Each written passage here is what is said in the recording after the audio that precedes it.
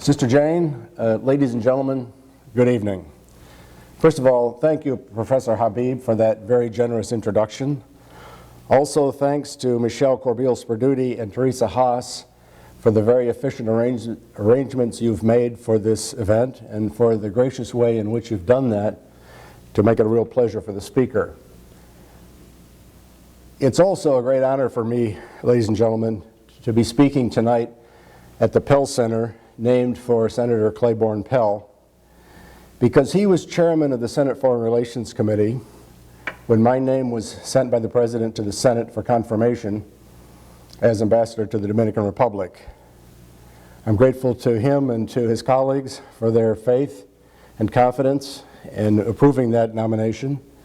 And I would also say that I, along with a number of other Foreign Service officers, had been inspired by Senator Pell long before that event, because as many of you know, he himself was a Foreign Service officer. He had 3 assignments abroad as a diplomat, and you'll see here in his office in this building some certificates signed by President Truman that commemorate some of his assignments as a Foreign Service officer. So it's a real honor to be with you. Now, our topic tonight is, should we care about where Brazil is headed? Ladies and gentlemen, my answer to that is yes. But I kind of expected that you knew that, because if you thought my answer was no, you could have found plenty of better things to do with this evening. So rather than make this a very short presentation, I feel that it obliges me, having told you the bottom line, my bottom line, to really talk about 3 things. One is to share with you my sense of where Brazil is headed. A second is to offer some reasons why we as Americans should care. And then finally, to suggest some ways in which we can act on our caring. Now, Brazilians have for many decades repeated the phrase that Brazil is the country of the future. And because many Brazilians have a great sense of humor, some have said, yes, Brazil is a country of the future, and it always will be. Well, by almost any measure of national achievement, there are plenty of reasons to believe that for Brazil, the future is now. One of the favorite phrases of the outgoing president of Brazil, Luiz Inácio Lula da Silva, is that never before in the history of this country has such and such been so good. So tonight, we'll review some of the economic, political, military, and diplomatic developments that Brazil has gone through recently. I'll mention some remaining problems and then talk about why we as Americans should care about all of this and what we can do. And along the way, we'll meet 4 Brazilian leaders with unique personal stories. So, just where is Brazil headed?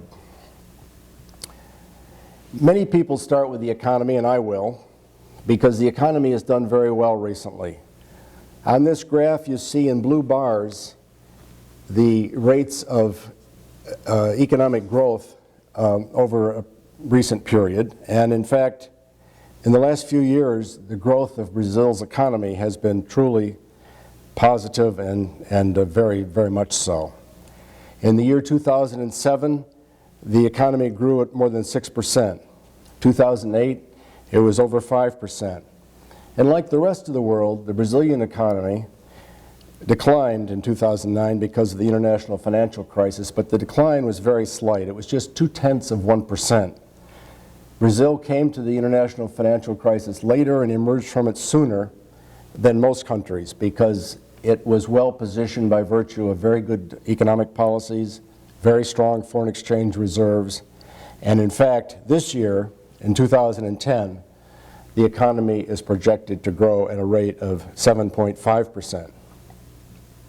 Another real achievement is the taming of the inflation rate, which you see on this graph in the purple line. And by the way, all of the graphs in this presentation and some of the photographs are taken from The Economist. The Economist magazine not only produces wonderful graphics, but in my view is the best news magazine available in the United States in its coverage of Latin America. Every single week it has several articles about developments in the region, as well as in other regions, of course. But it's a great source for information on Latin America and the Caribbean. Here we see the inflation rate in 1995 coming down to the single-digit range, where it's remained ever since, after having gone through decades of hyperinflation. You'll see here, for example, in the year 1993, the rate of inflation in Brazil was 2,489%. And it hasn't been anywhere near that lately. Now Brazil has the 8th largest economy in the world. It has the 7th largest reserves of foreign exchange at 238 billion US dollars. And it is today the 4th largest creditor to the United States. Think back a few decades. Brazil was a major borrower from the United States, and today it's our 4th largest creditor. Foreign investors have taken note of the prospects of the Brazilian economy and the opportunities in Brazil. And last year, foreign direct investment there was up by 30% at a time when foreign direct investment in the rest of the world was declining by 14%. Now, much of Brazil's growth has been fueled by exports. And a lot of this export growth has gone to the very strongly growing economies of China and India. As those economies have improved and the standard of living has gone up for the populations of those countries, not only are the people in China and India eating more, they're eating differently. They're eating a lot more protein. That means they're importing meat, but they're also importing grain and soybeans to produce meat. And Brazil is a major exporter of those commodities.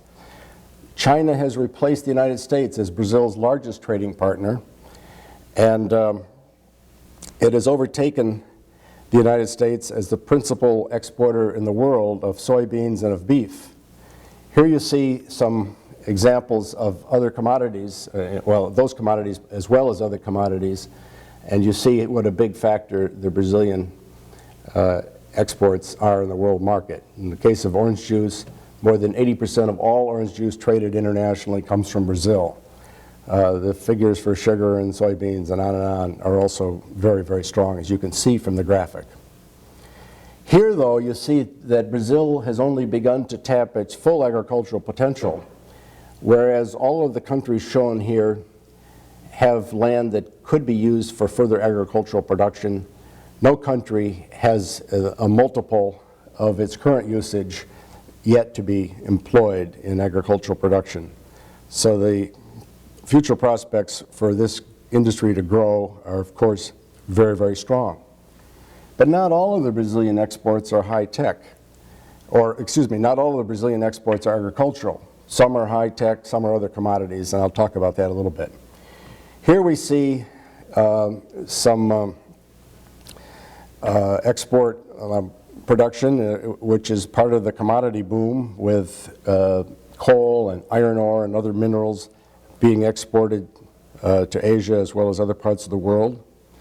And then, too, there are some exports that are neither agricultural nor mineral commodities. This picture is the logo for a soap opera, a very popular one not only in Brazil but in other parts of the developing world particularly. And Brazil is a major exporter of television programming, of movies, and of course the music that we know so well and has been so successful here, sambas and bossa novas in particular. But then, too, there are high-tech exports from Brazil. This aircraft is a product of the firm Embraer, which was formed by retired Air Force officers who adapted military technology to civilian uses and very successfully have filled a niche of passenger aircraft that is in the range of somewhere between about 30 passengers and 125 or so. And I dare say that most of us in this room have probably flown on an Embraer aircraft, even if we didn't know it, because our hub and spoke system in the U.S. aviation industry, where you may fly to Atlanta and then take a smaller plane to another city in the southeast, or you might fly to Chicago and take another plane to someplace in the Midwest, It's those smaller planes that may well have been produced in Brazil because that company has been so very strong in that segment of the market.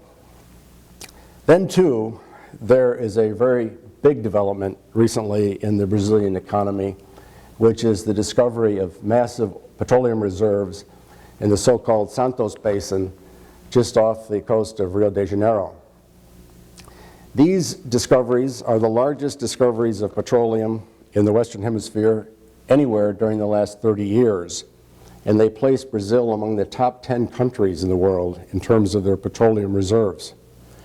Already, Brazil had become very successful in achieving self-sufficiency in petroleum because it had some production of petroleum, but it also pioneered with great success the production of alternative fuels, particularly ethanol from sugarcane.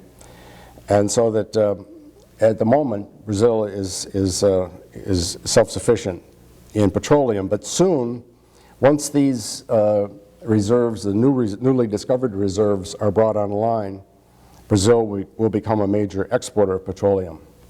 Now, there are some problems in the sense that the oil lies beneath the surface 3 or 4 miles, which is deeper than any oil has been exploited commercially to date. And of course, we know from our own problems with the Gulf oil spill that there are some dangers in producing oil at those depths.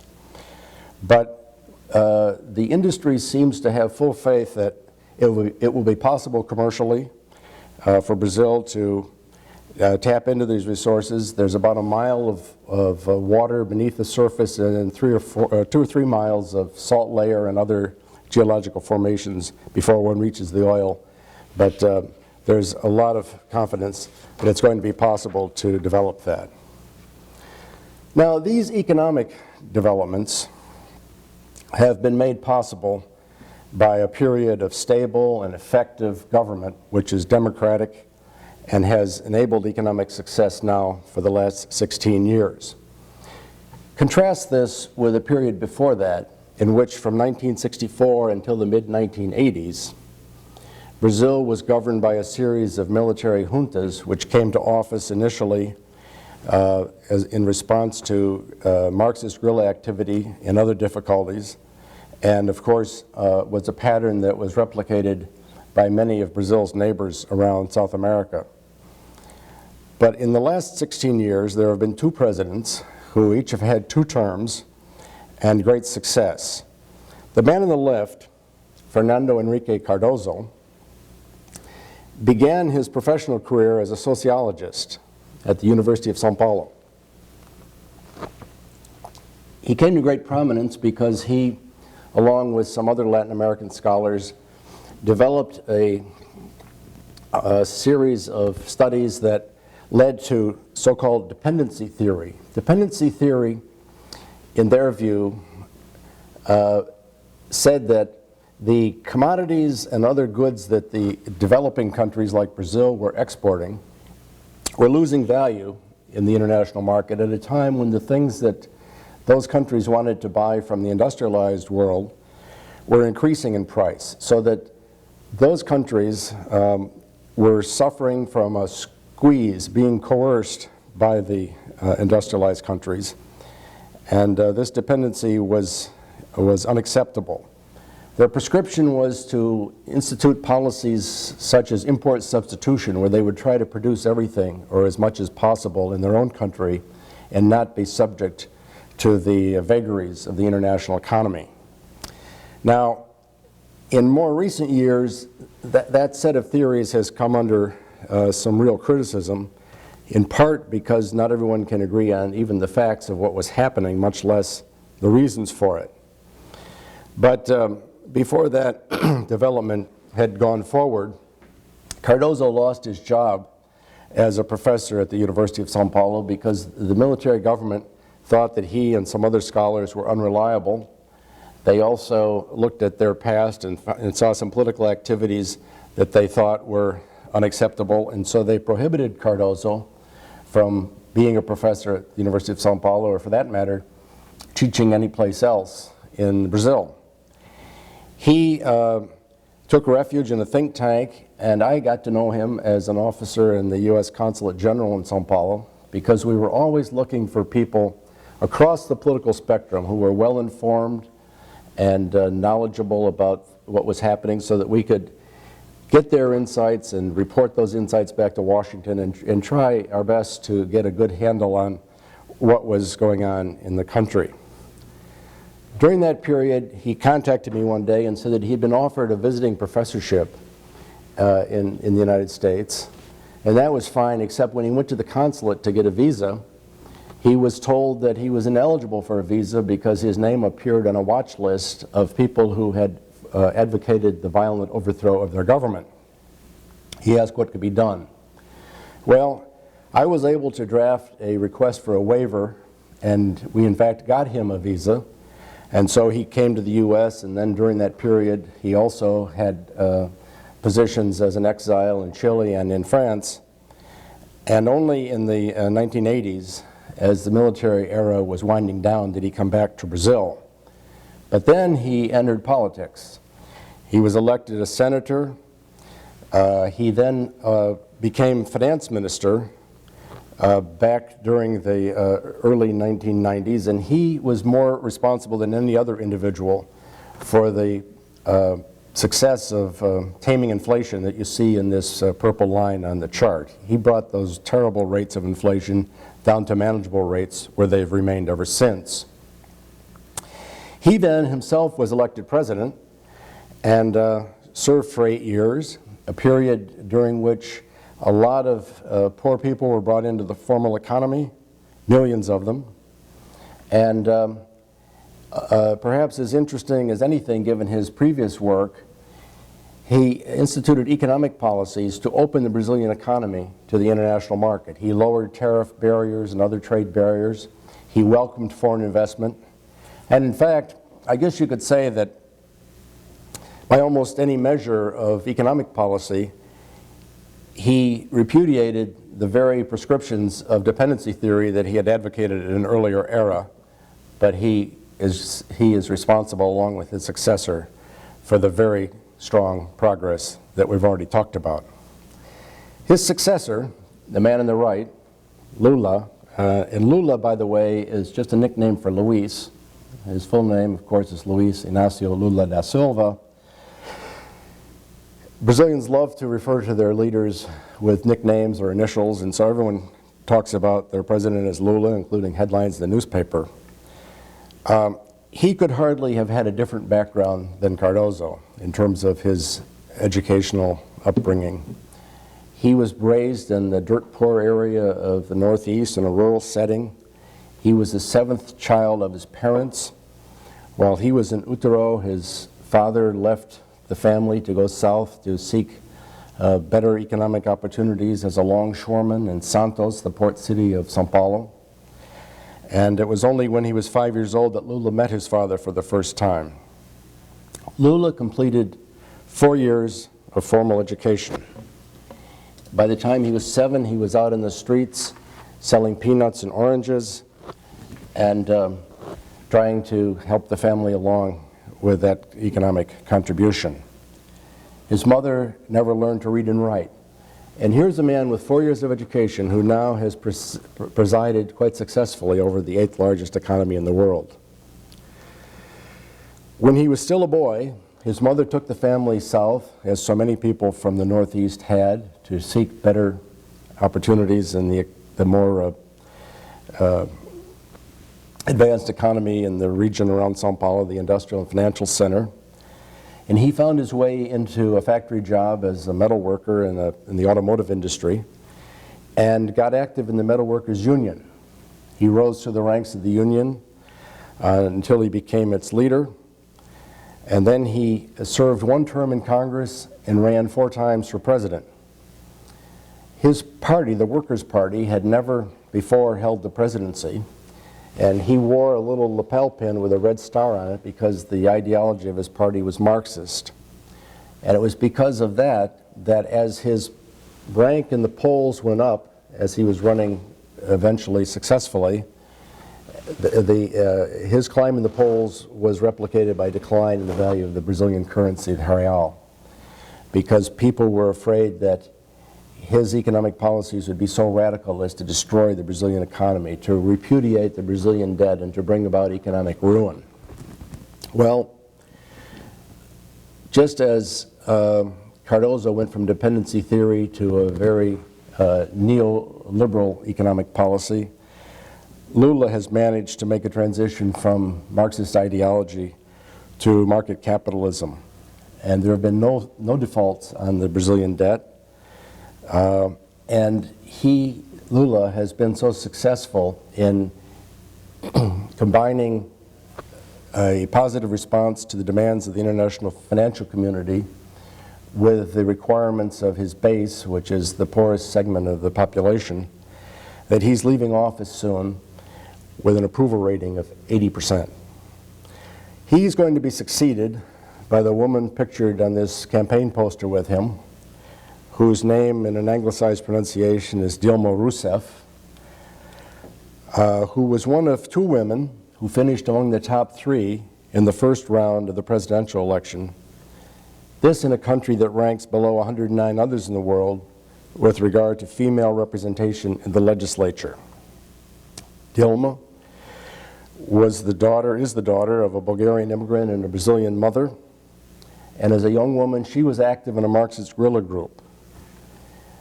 This was at a time when there was a good deal of activity, and her group did carry out violence, even though she herself may not have been involved in that personally.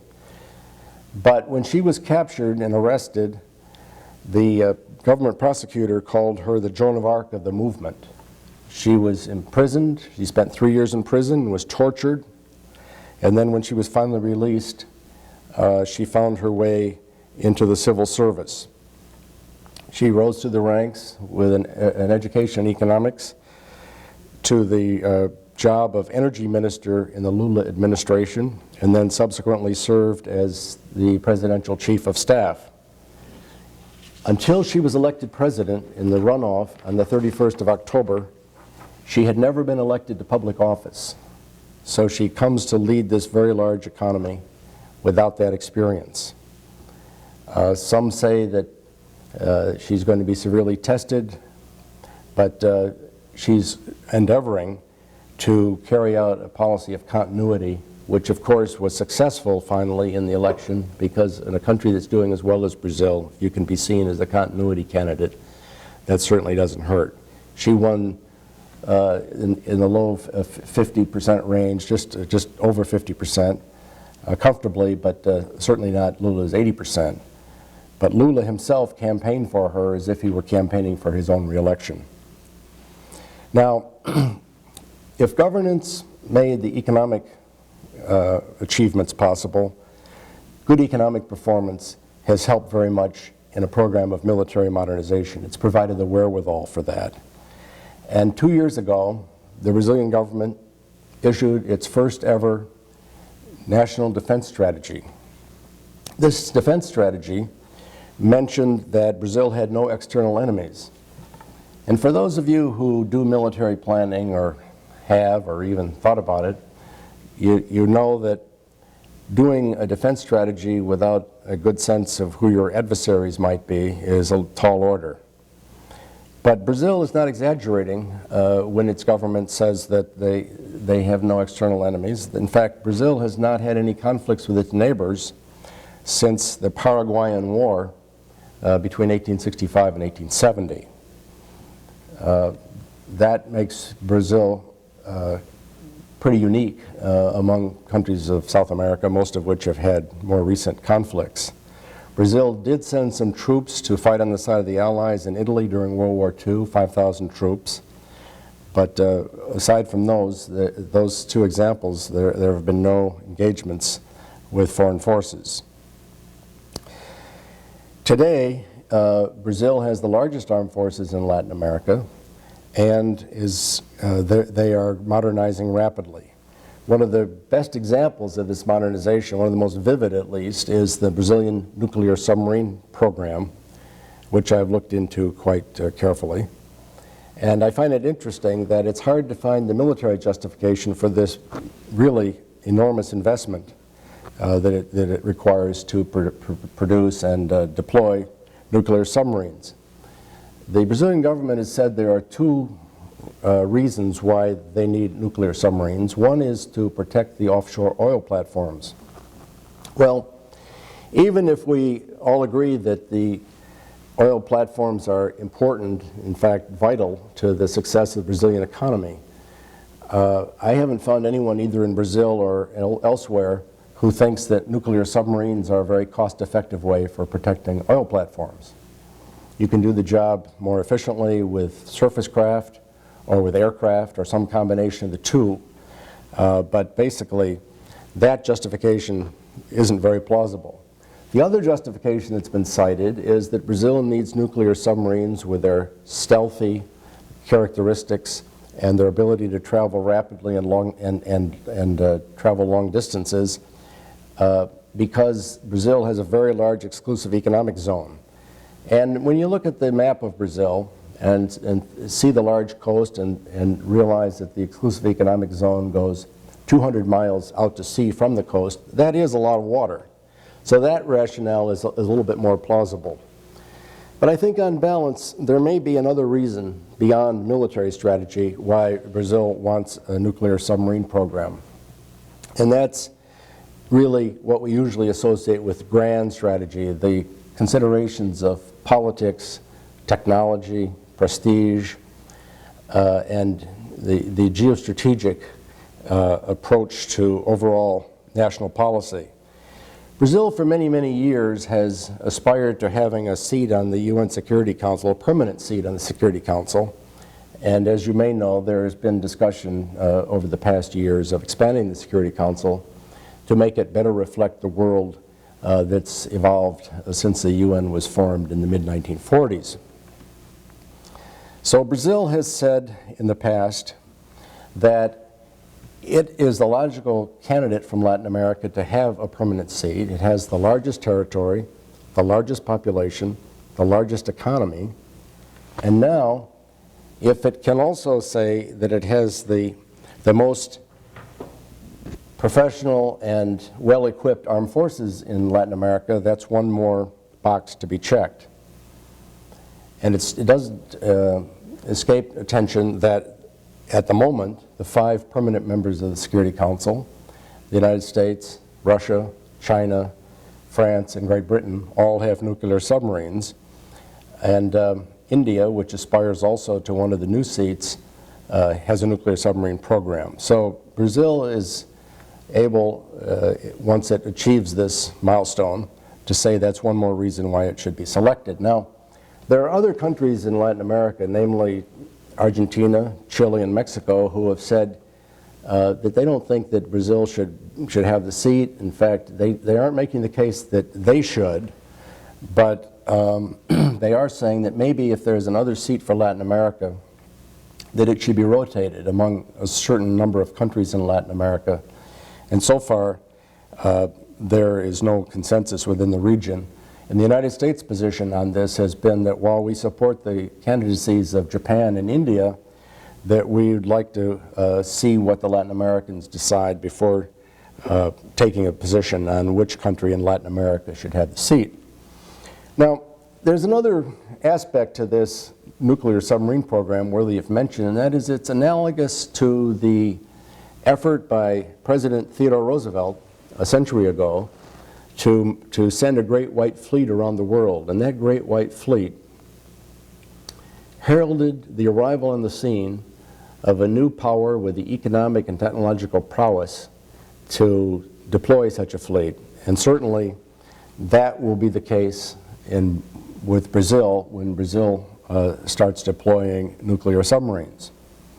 Now, there is nothing in Brazilian military strategy today which explains what would be done with submarines that could go anywhere in the world carrying torpedoes and cruise missiles, and therefore being able to deliver lethal force anywhere in the world. But once this capability is in hand, some future president of Brazil may decide that it's time for a relook at the strategy and to come up with a more assertive military strategy in the rest of the world. The enormity of the investment involved can be illustrated in one respect by a bilateral agreement that Brazil signed not quite 2 years ago with France, which just on the naval component, which basically is to build some conventional Scorpion submarines in Brazil and then get French technological assistance in developing the pressure hull for a nuclear submarine. These things together add up to $5.7 billion worth of assistance or worth of cooperation from France, for which Brazil will pay that amount of money. So it's an enormous investment, and of course the manpower requirements of this are also very impressive. The Air Force and the Army are also modernizing, perhaps not as dramatically as nuclear submarine, but I won't go into that now so that we can move on. There's another area in which developments have really taken off in Brazil, and that I would classify as in the area of national pride and confidence. You may be aware that Brazil was selected to host the World Cup soccer matches in 2014. Brazil has a tremendous passion for soccer, and no country in the world has won the World Cup more than Brazil, so to land this event was a matter of great pride. Shortly after that was decided, the International Olympic Committee chose Rio de Janeiro as the site for the 2016 Olympics. This was a competition that had Rio de Janeiro beat out a number of other cities, including our own Chicago. And so the combination of those two sports events are something that Brazilians are looking forward to very much and with great satisfaction. Now, let's move on to foreign policy, because Brazilian diplomacy has become much more assertive under Lula. The emphasis in the past on Brazilian foreign policy, has been on economics and on ideology, but now Brazil has moved into a much more aggressive phase. This picture of a Brazilian service member in Haiti is emblematic of a peacekeeping mission that's been headed by Brazil since it was formed to stabilize Haiti earlier in this decade. And Brazil is currently participating in 10 United Nations peacekeeping missions. Since 1948, Brazil has been a party in about half of all of the UN operations, and it's currently discussing the possibility of participating in a peacekeeping operation in Lebanon, which would be a first because it would bring Brazil into active involvement in the Middle East. President Lula has said that, quote, Brazil wants to make as well as to follow international norms. So these activities are not only altruistic, but they give Brazil a seat at the table and a voice in the discussions in which international norms are hammered out. As you can imagine, with the economic relationship between China and Brazil so strong and growing, there are broader political relationships developing as well. Now, there are people in the United States who have said, you know, as China gets more involved in Latin America, as it trades more, as it invests more, as it becomes politically more active, U.S. interests are threatened by that. Well, I don't agree with that, and I'll tell you there are two reasons why I don't think that's the right conclusion to take from these greater involvements of China. First of all, we have had as an element of our foreign policy, as an objective in Latin America, the economic development and the elimination of poverty in the region. To the extent that Chinese demand makes it possible for countries like Brazil to produce more and export more, and to earn the foreign exchange that they can use to import more, or to the extent that China invests more in Latin America and creates jobs, all of that contributes to the economic betterment of the country, and so we ought to be grateful that they're helping achieve one of the things that we had always said was in our best interest. Then there's the political argument. Lots of Latin Americans, as many of you know, have long said the United States is far too dominant in Latin America, that we are the hegemon. And so if our role in the region stays constant even, and the Chinese role, while it's much smaller relative to ours generally throughout the region, if it increases, then the relative posture of the United States is put into some perspective. And I think there are some political benefits to that. So I welcome what China is doing. And there is no evidence that China has interest in the region that are nefarious or go very far beyond the commercial interest. Now, the relationship between Brazil and Venezuela has been kind of interesting because while Brazil has been progressing, Venezuela has certainly had its challenges, including political challenges occasioned by its own leadership. And on the one hand, Lula, like other Latin American leaders, has been very reluctant to criticize Hugo Chavez, his colleague, because Latin Americans don't like to criticize other leaders. But quietly, Brazil has put the brake on some initiatives that Chavez has favored. Chavez came up with the idea of a Bank of the South, for example, which would offset some of the role of the World Bank and the International Monetary Fund in the region. Brazil has not really supported that. On another initiative, Chavez advocated the creation of a Caracas to Buenos Aires pipeline. Well, a quick look at the map shows that unless that pipeline can go through Brazilian territory, it's not going to happen. And I would say it's not going to happen because Brazil is not supporting that. Relations with Cuba are a little bit complex because Cuba played a role during the military period in Brazil of giving some support, particularly political support, but perhaps some material support to guerrilla activities in Brazil, but it also provided a haven for people in Brazil who had been active in violent activities to seek asylum, sometimes in exchange for release of hostages. But in short, there are many people in Lula's entourage and some in the entourage of President-elect Dilma who have a very warm spot in their hearts for Cuba. This led Lula to mention not too long ago that political prisoners in Cuba were just common criminals. Well, some of them got released and went to Spain because of pressure from the Vatican. The work of the Vatican succeeded in getting their release, and as soon as those individuals arrived in Spain, they not only expressed their delight in being out of Cuba, but they also condemned Lula for his insensitivity in what he had said. One more item I will mention on Brazilian foreign relations that got a lot of attention in Washington was an effort earlier this year by the presidents of Brazil and Turkey to try to help Ahmadinejad in Iran withstand some of the pressure from the international community regarding his nuclear program.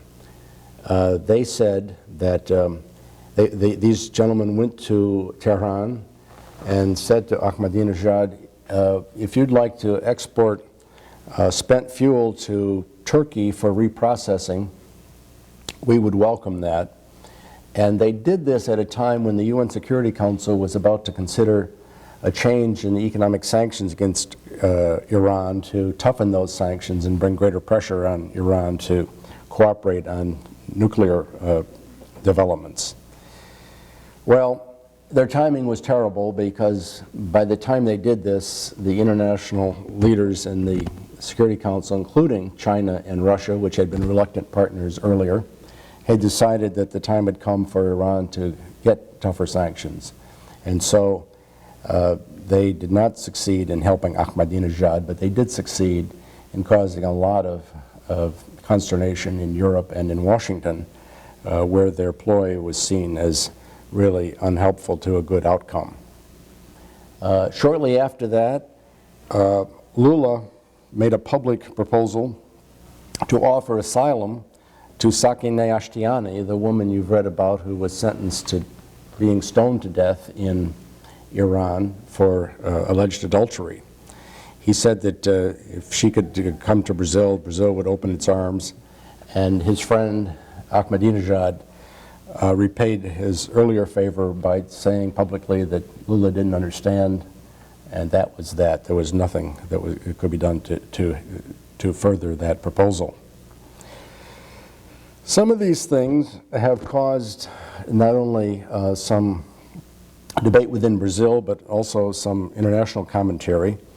Back in September and October's issue of Foreign Affairs, Jorge Castañeda, the former foreign minister of Mexico, who was also a scholar, wrote that Brazil was not ready for a permanent seat on the UN Security Council because it had been too cozy with Cuba, with Venezuela, and with Iran.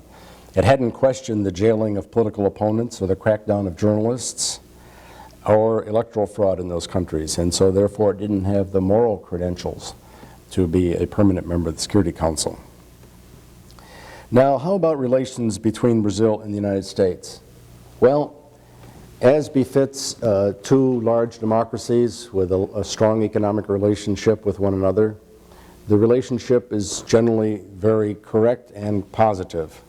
There have been a few differences, though, and I'll mention those. I've just mentioned one, of course, with regard to Iran. But we didn't see eye to eye on developments in Honduras when the president there was removed from office, and initially both the United States and Brazil worked to get him reinstated, but then elections were held, and the U.S. government decided that the elections were fair and legitimate, and that the new president should be recognized by everyone, and Brazil did not go along with that. They were invested in criticism of what had happened. There have been also some economic disputes, and certainly any two countries that have as dense an economic relationship as Brazil and the United States are bound to have some disputes.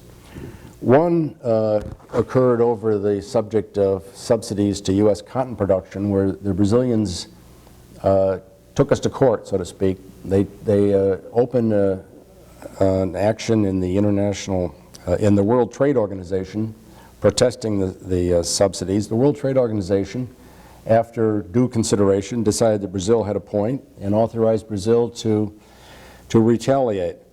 This led to a bilateral discussion and an interim agreement by which the United States government now pays a certain stipend to Brazilian cotton interests to offset the effects of the subsidies, and has promised to take a new look at those subsidies when a new agricultural bill is considered.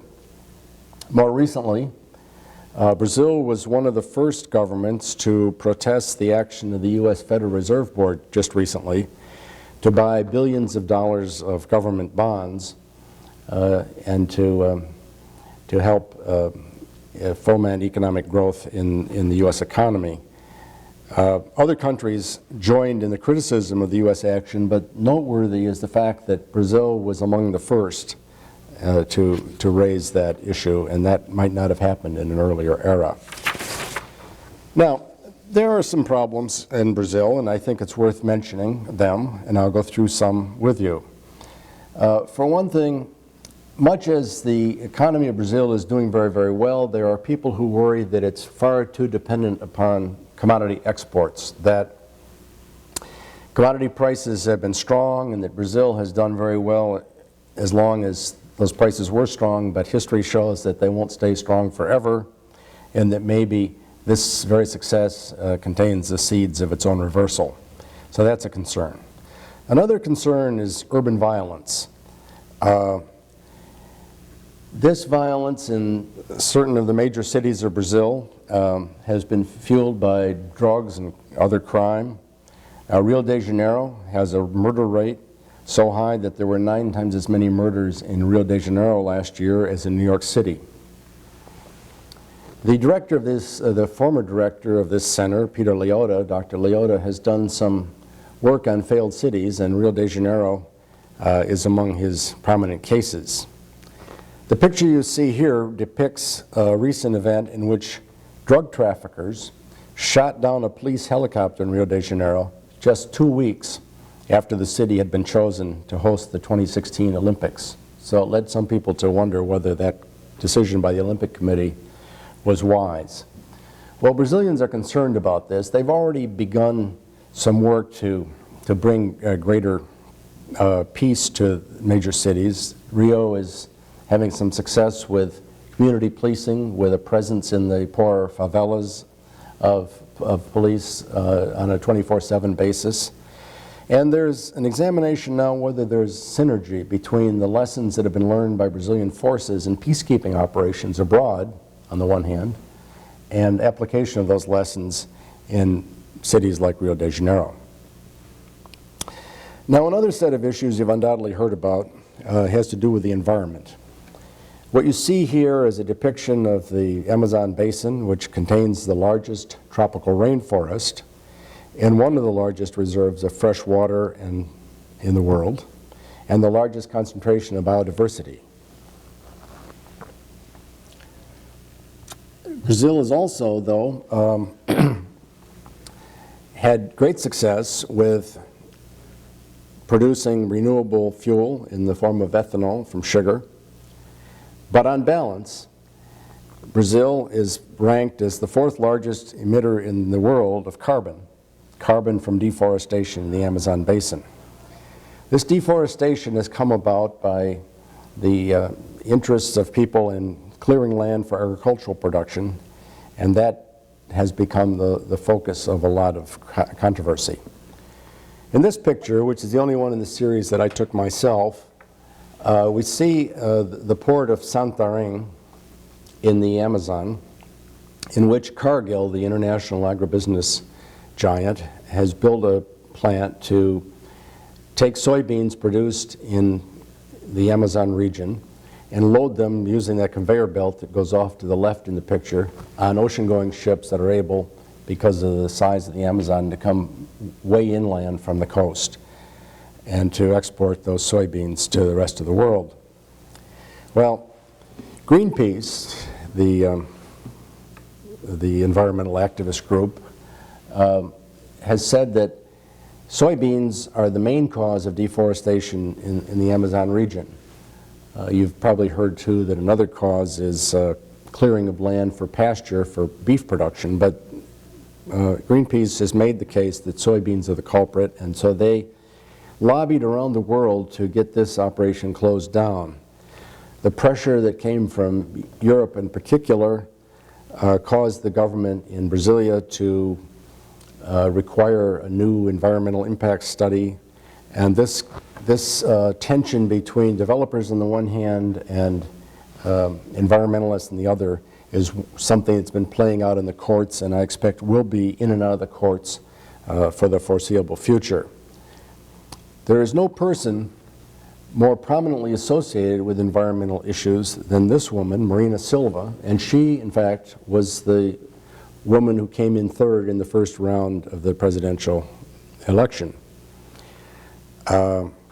She has an interesting background in that she herself grew up in the Amazon region. Her father was a rubber tapper, a man who went out into the jungle seeking the rubber trees growing in the wild and tapping them to get latex to produce natural rubber.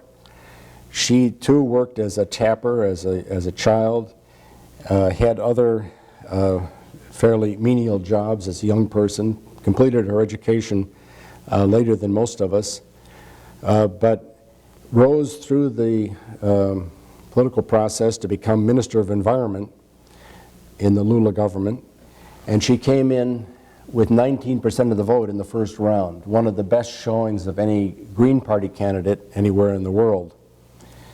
She also ran proudly as a woman and as a black in a country where both groups have been underrepresented in elective office. So she's a symbol of environmentalism, and in fact there is an increasing awareness of environmental issues in Brazil. A survey of the Pew Research Center for People in the Press found that Brazil was a nation where the highest percentage of the population, 85%, considered global climate change a very serious problem. This 85% in Brazil compared to 41% in China and 37% in the United States. Another issue worthy of note is the distribution of income in Brazil. Brazil has had one of the worst distributions of income anywhere in the world, and Latin America has the worst distribution of any region in the world, but it's been improving lately. Here you see in the blue line the percentage of the population living in extreme poverty as defined by less than $52 a month. In 1990, that percentage was around 23%. It's declined steadily, pretty steadily. Up to 2008, it was under 10%. And these achievements have been possible because of some government activities. One is the Bolsa Familia, which is an interesting program. The Bolsa Familia means family purse. And under this program, the government has given a stipend to families with children of primary school aged. If they stay in school, they'll get the money. And this means that the family doesn't have to depend on the children to go out and wash windshields or shine shoes to bring money into the household. That, of course, the program has brought money into households, and that, along with increases in the minimum wage, have been helpful in improving the distribution of income. But a major factor, of course, has been the general success of the overall economy, that if an economy is growing and jobs are being created, people come out of unemployment, and there's no better way to improve the distribution of income than to give unemployed people some income. Now, the Family Purse program has helped raise the participation rates in primary schools to the point where, as you see on this graph, well over 90% of all children of primary school age are now in school, including in the rural areas, which back as recently as 1992 represented a far poorer participation of those children in primary school than in the urban areas.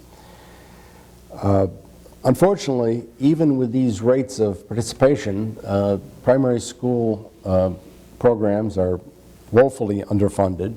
And if you look at the bottom of this page, you see that there's a lot of work to be done now at the secondary school level, or even in the urban areas.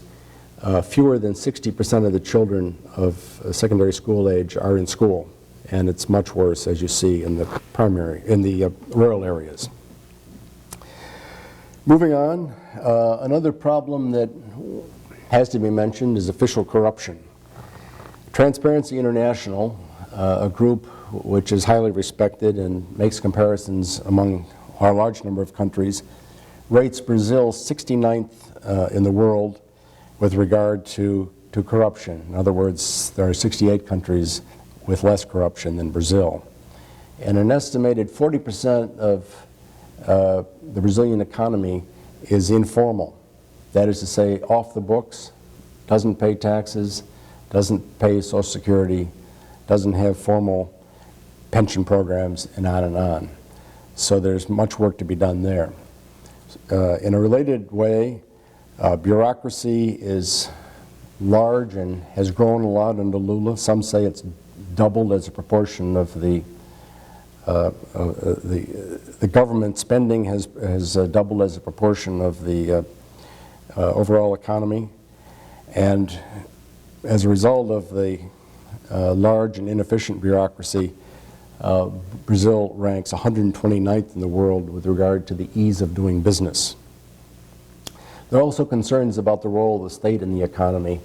One of the negatives in the petroleum discoveries has been that Petrobras, the Brazilian company, the petroleum company, which is both government and private, it's a mixed company, has become more government. And there's a tendency on the part of the executive to interfere in the supposedly autonomous work of the regulatory agencies. And if this extends to the central bank, it could trigger a return to the frightening levels of inflation in the past. Now, having mentioned a number of problems, I want to hasten to say that I don't believe that any of these problems alone is sufficient to stop the show. The Brazilian economy and society are making great strides, and I expect that will continue. But these are areas of concern, and if several problems combined, I suppose they could change the situation and the outlook. Now, the question is then, why should we care? Well, as with the rest of Latin America, Brazil is a country that we tend to take for granted unless there's a threat to our security. If Fidel Castro is fomenting revolution in South America, or Central America, or the Ortega brothers are doing it in their region, then we tend to take note. Otherwise, we tend to take the region for granted and worry more about places like Iraq and Afghanistan, where we think there's an urgent problem. One thing I think that is good about the situation, though, is that we can ask this question about why should we care about what's happening in Brazil without having the context of the Cold War that many of us, at least the older ones of us in this room, remember, in which we kind of looked at the world through a prism of existential conflict between the Soviets and ourselves and our allies. But now we don't have to look at it that way. We don't have a Soviet Union poised to take advantage of opportunities in Latin America. Just imagine if Dilma Rousseff had been elected president during the Cold War and Washington was faced with the question of what do we do now with the largest country in Latin America governed by, or about to be governed by, somebody who was a Marxist guerrilla in an earlier era? Well, I think the answer would be far more difficult then than it is now. We don't have to worry about that today. And in fact, we can look positively at much of what's happened in Brazil and be very, very happy about it. We've wanted economic progress. Brazil has economic progress. We've wanted good government. We've wanted democratic government. We've wanted reasonable security situation, and we've wanted independence, even though sometimes the independence causes us some heartburn if it has to do with helping Ahmadinejad or somebody like that. But in any case, there is so much that has happened in the past decades that is good about the situation in Latin America in the context of U.S. interests there, and particularly in Brazil, that we should welcome that, and what we should do is help Brazil to emerge as a leader, because there is much more that we agree with Brazil on than not. Back in 1999, the Group of 20 was formed to bring into international economic management a larger number of countries to replace the era of the Group of 7 or 8. And Brazil, of course, is part of that. That's good. We ought to also seek out other ways in which we can recognize Brazil's ability to participate and to lead. There may be military maneuvers, for example, where Brazilian expertise is such that not only are they capable of leading, but we could learn something from their leadership. They and others, for example, have used their militaries in disaster relief. Maybe we should seek more ways to work together to exercise some of those skills, and also to help Brazil realize that it is a leader and can be seen as a leader even by ourselves. But there will be times when what's happening is not something we should welcome. Proliferation of nuclear weapons technologies in Iran and elsewhere are an example, and we shouldn't gloss over those things or pretend that they don't exist. So what can we do? Well, we should first of all be aware of the context a little bit. The New York Times correspondent Juan Leonis wrote in Foreign Affairs about Brazil that, quote, "There is an underlying resistance in the Brazilian political psyche to any hint of subservience to the United States." So we have to play our cards in such a way that we don't put Brazil in a position of looking subservient. We should check our proclivity sometimes to judge, not just Brazil, but people all over the world. And we should help Brazil to emerge as a leader. Part of this is paying attention, and it's hard for Washington to pay attention to a place that isn't in crisis because we have so many crises. But it pays dividends. Here's an example of the former president, our former president, George W. Bush and Lula, which really sort of reflects the very good personal relationship that they had. Sometimes they didn't agree on policies, such as the matter of Brazilian agricultural exports to the U.S. and how that should be related to the rest of the world economy. But basically, they had a good personal relationship and they paid attention. One senior Brazilian political scientist explained to me one time that this was natural because Lula was a labor leader, and as a labor leader he had learned how to deal with the boss, so it was no problem dealing with the U.S. president. Well, whether you buy that exact explanation or not, they got along well. Our current president, Barack Obama, and Lula also have had a good personal relationship. In one of their early meetings, President Obama mentioned to the press that Lula was the most popular politician in the world. Well, with an 80% approval rating, I guess that is well documented, but it's also very high praise coming from one pol to another. Then too, we can do some things to think through our priorities and to reprioritize. In the case of trade, we've said in the past that we can't open our economy to more agricultural imports until we get the Japanese and the Europeans to open their economies to more of our agricultural imports. And if the Doha round had succeeded, that might have been possible, but the Doha round did not succeed. And so maybe it's time for us to rethink whether we can do some things with Brazil without waiting for the rest of the world to move first. This is not a zero-sum game. We don't have to say that we'll give up our interests in order to serve Brazil's interests, but we can look for ways in which our interests overlap. One example would be the question of ethanol. We produce ethanol from corn in a process that probably results in no net increase in energy. It takes as much energy to produce fuel from corn as it does as the fuel is worth. Scholars have seen this as a fool's errand. But in Brazil, ethanol is produced very efficiently from sugar. There's a big net gain.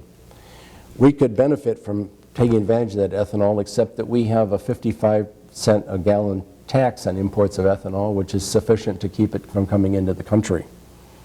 That's something we should revisit. And we should consult. We should ask Brazil questions sometimes when all we really want is an answer about what their opinion is. We can afford to ask questions and listen, because Brazil is not at a place that's so different from where we are, and we can be relaxed as well as attentive. And if we have a difference on something like nuclear proliferation, we should express ourselves, and we should express ourselves in the strongest possible language, but we should find ways to do that privately if we can, and not necessarily put our partners in a position of embarrassment. So finally, I think we should bear in mind that much of what is happening in Brazil is exactly what we would have wished could happen there for a long time. And we should remember that if Brazil was ever a country of the future, then the future is now. Thank you very much. I'll be very happy to take your questions, and while we are talking, I'll have a little slide up here which shows you just one of the neighborhoods of the city of São Paulo, which has a population overall that's in excess of the population of Chile, just to put things in perspective. Thanks again.